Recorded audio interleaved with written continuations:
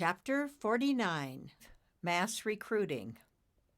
Location, the Arctic Circle in sight. Finally, word was out that Nimbus required all of the cumulonimbus clouds to head north and join him. Scrutinizing the skies, he saw the buildups coming, and those powerhouses were locked and loaded. He sucked in his breath and slowed his ascent. He knew he had to build larger and needed to go to a higher elevation to develop, but he couldn't breathe. I'm going too fast. I need to settle down and gather myself before I can expect others to follow me. Me? Why me? Then he heard his own words and remembered what Michael had said about negative, defeating language. Yes, he shouted, I am capable. I have done so much in my life and have certainly proven to me that I can do this. Nimbus closed his eyes and took some breaths.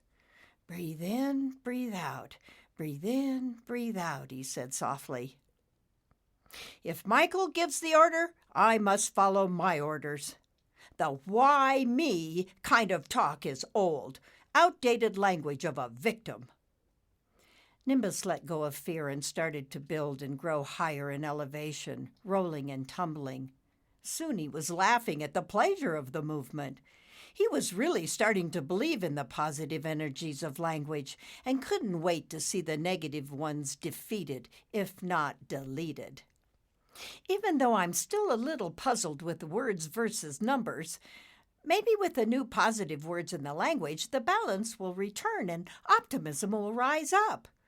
In time, the old language will just be forgotten.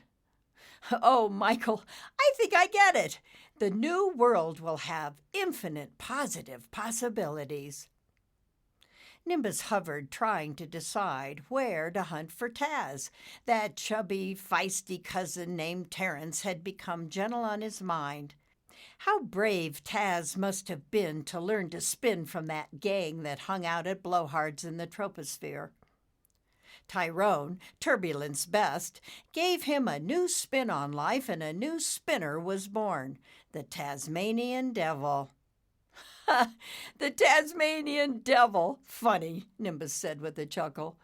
I would say that's an oxymoron, since Taz will soon be taking orders from the angel realm. Nimbus smiled when he thought about how Taz, Terence then, convinced him to let Terence teach him to spin too. Well, I wanted a special name. He loved reviewing that time when he earned his name Nitro Nimbus. After working with Taz for a whole season, he realized that the hurricane force was important, even though humans couldn't even conceive of the idea nor realize their necessity. But then, look at what they had to contend with during the aftermath. Hurricanes were horrible and destructive, no doubt about it. Yet nature has its reasons. If Mother Nature has to explain, she wouldn't be understood anyway. It just is what it is, Nimbus said. Nimbus turned up his radar to try and find Taz. He really needed his help and had to know that his best friend and adopted brother was still not mad at him. It was Taz who found Nimbus hovering above a large collection of many layers of clouds. Nimbus startled at his swift approach. Taz! Nimbus shouted. Oh, I am so relieved to see you. I was so worried you'd be mad at me and worse, never talk to me again. Taz stopped his spin and smiled at Nimbus. When I found out from the main angel that you were alive and well, I was mad, and thought that after I kicked your ass, I wasn't ever going to talk to you again. But I let that go. Still don't agree with the quitting part, however. A Cumulus's word is his bond. Taz was twice as big as Nimbus and tried to dissipate to his size. I'm sorry, Taz. I just couldn't hold the space any longer. Then Nimbus stopped. Well, actually, I didn't want to hold the space. I was just too upset about the damage it was doing. I know, Taz said. Michael explained everything. Well, I was worried that I messed things up for you. Well, you did. But wasn't that your intention, to get us to stop? Which we did. I know. I'm so sorry. I'm just so glad that you didn't get hurt. How's Tyrone? Well, he went back to his old stomping grounds. Not crazy about the high humidity anyway. He probably will kick your ass if he ever sees you again. But that twisted twister doesn't need to be on your mind. He'll be fine. That's a relief, Nimbus said. I see you've got quite a following at lower elevations, Taz said, twisting around. Michael told me about the plan, so let's clear the air and just start fresh. Oh, that would be great. I don't ever want you to be my enemy, Nimbus said. He timidly bumped into Taz, and Taz bumped back harder. Nimbus explained what Michael had said to him, and since Taz had already talked with Michael, he didn't need to fill him in on the seriousness of the mission. But they did need to brainstorm because there just wasn't enough cloud weather yet to pull off Michael's orders.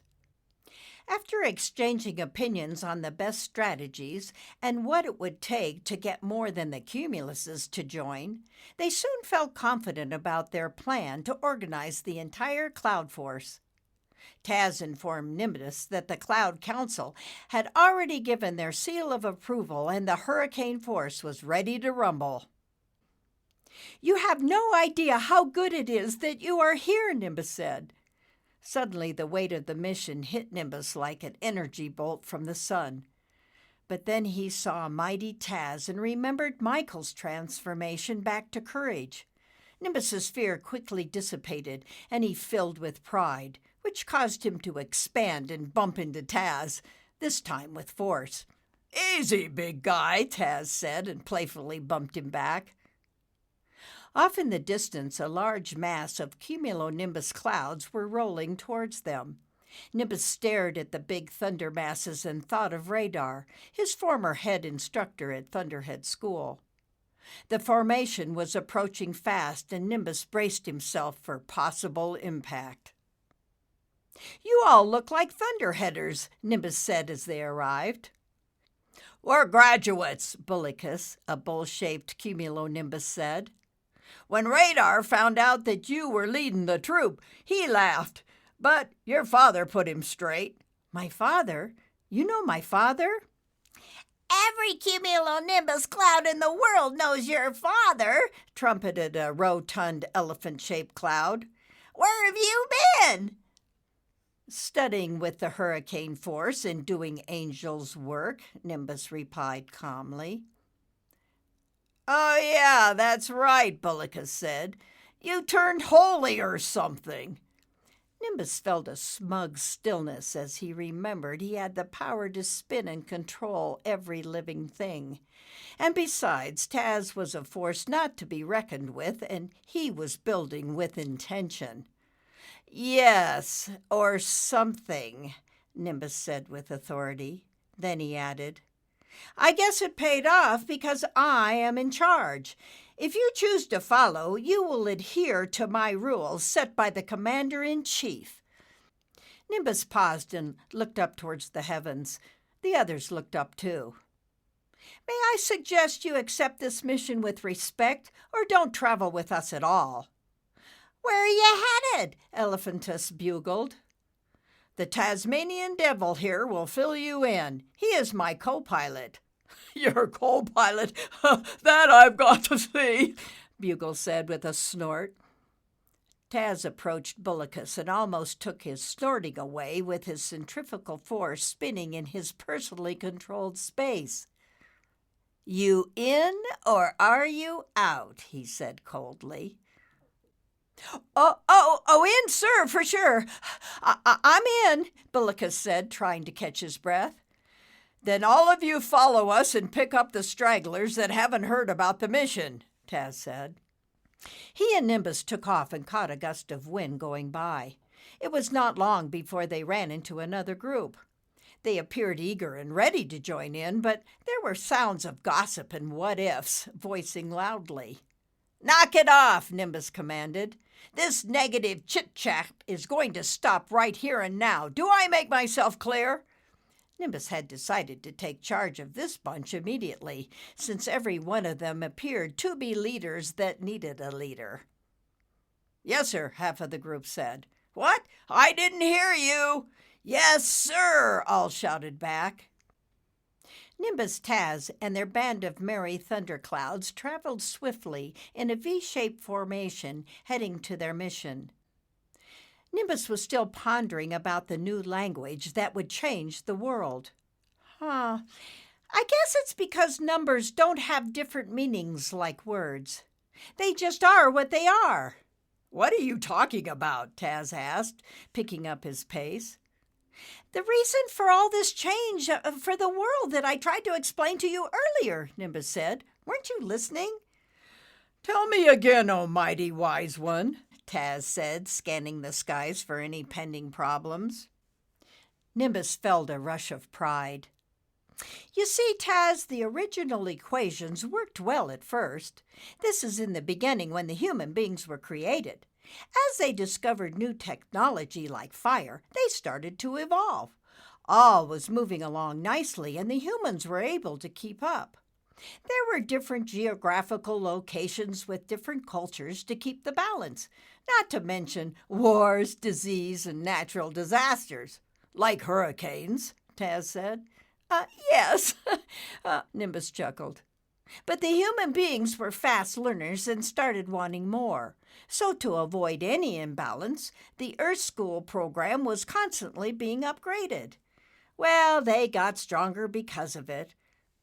Are you with me so far?" "Tracking like a weather satellite, but the fog could roll in at any minute." Nimbus smiled and continued. "Unfortunately, many humans developed a belief system of might makes right, since they never seemed to have enough to satisfy them. Hence, an increase in wars. And since their population kept increasing, the humans kept thinking they needed even more. More time, more conveniences, more safety, more food, more possessions, more—" "What's wrong with all that?" Taz interrupted.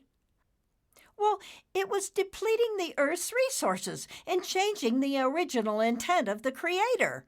"Which was?"